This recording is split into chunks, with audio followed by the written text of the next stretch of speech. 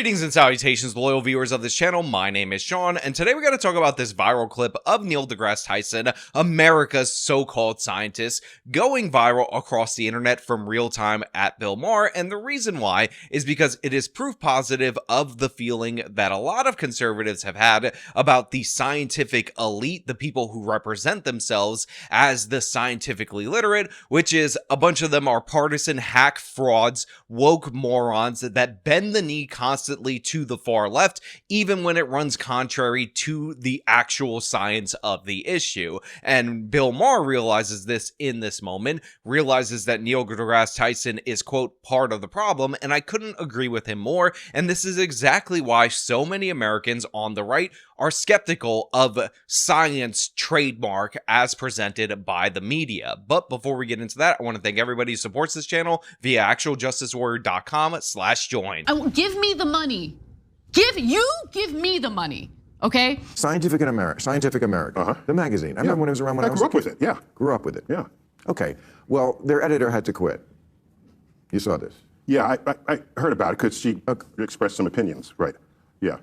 Okay, right, sure, but it sure didn't sound scientific. It didn't sound like the person I would want to be running Scientific American. Okay. It was a rant on Twitter. So right off the top, I want to take note of the fact that what we're experiencing right here is minimizing from Neil deGrasse Tyson. He's saying, oh, she had to resign because she expressed some opinions. Again, downplaying that she was tweeting out about how everybody's fascist, clearly and obviously deranged partisan opinions, and the reason why Scientific American decided to force her to resign over this is because it's fine to have all those left-wing beliefs that permeate through the magazine consistently over years, because this is an institution that has been conquered by the left wing, but you can't make it too obvious when you're posting stuff like this as your form of opinion. So that is what they were actually outraged over, which Bill Maher ends up pointing out later on. And this is actually not the main issue at hand, for however you think those opinions were Trump deranged or not. It sure didn't sound scientific. It didn't sound like the person I would want to be running Scientific American. Okay. It was a rant on Twitter.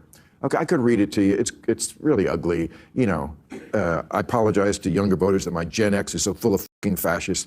Okay, I'm not. Okay, I'm not gasket right there. I'm not for. All right. Yeah. I'm not for canceling anybody on either side. So again, Neil deGrasse Tyson gives an awkward laugh right there and then goes back to minimizing, and I will just point out a couple of things. First and foremost, younger people, Gen Z, actually voted more in favor of Trump than in previous years, but of course you have this deranged individual that Neil deGrasse Tyson, by the way, agrees with 100% on politics. That's why he's laughing about this. That's why he's trying to dismiss this. And she was just ranting again baselessly about the so-called fascism that's all around and all this other nonsensical garbage that she is putting forward. And again, this is not a problem if those are her beliefs and they are somehow separated from Scientific American, the magazine. But as Bill Maher points out, they're not separated from the magazine. And what she should have been fired over was the content of this magazine, because it is clearly and obviously partisan, political, in a left-wing direction, just like the rant that the editor had put out. Yeah. So but here's what I think is the scandal. What? This is in Scientific American. Yeah. Less than a year ago. Inequity between male and female athletes is a result not of inherent biological differences between the sexes, but of biases in how they are treated in sports. That's nuts. And it sure ain't scientific, and it's in Scientific American.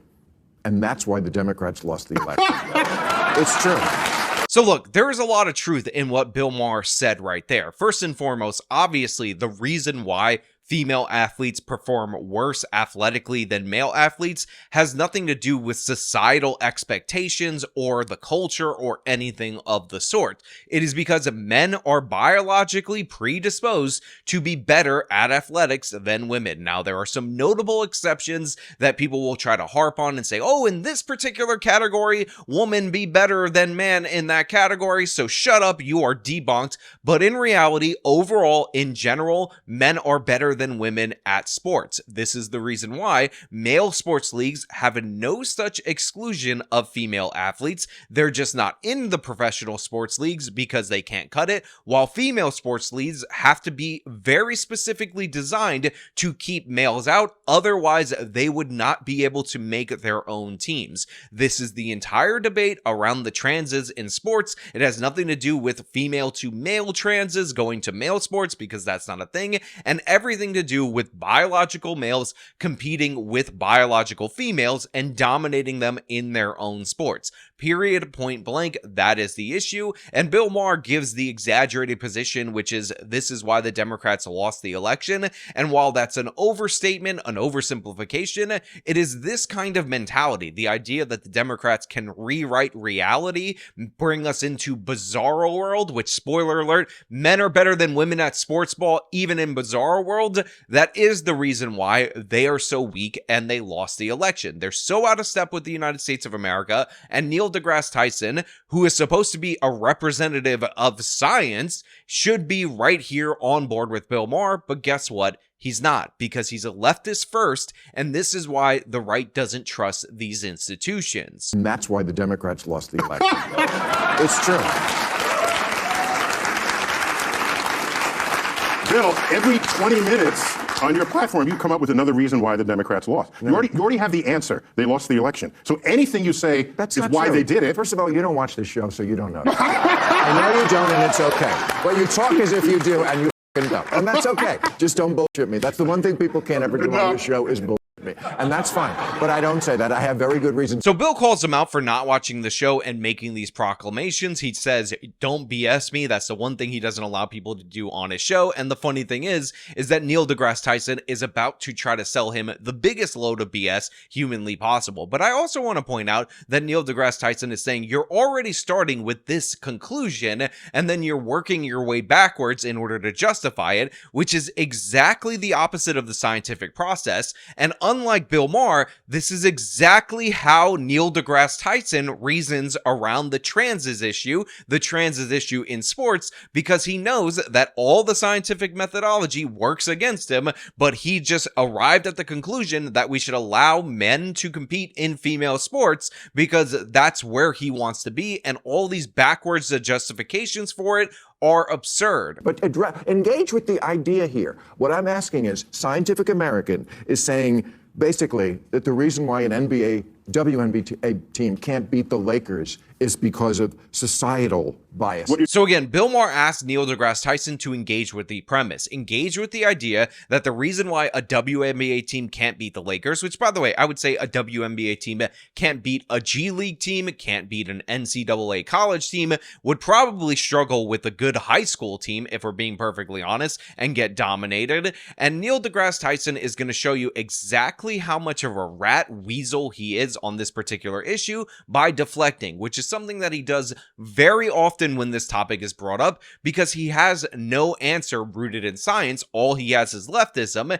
And again, it's a perfect example of how these institutions, these people that we're told that we need to respect because they bring up the objective reality, are completely untrustworthy, completely corrupted, and this is distilled into a single interaction so beautifully on Bill Maher's show. That the reason why an WNBA team can't beat the Lakers is because of societal bias. What you're saying is not Scientific American says that. An editor for Scientific American says that, who no longer has the job. So don't indict a 170-year-old magazine because somebody Okay, this is called Scientific American, and they're printing something because someone enters the cesspool that is social media and then participates in that exchange.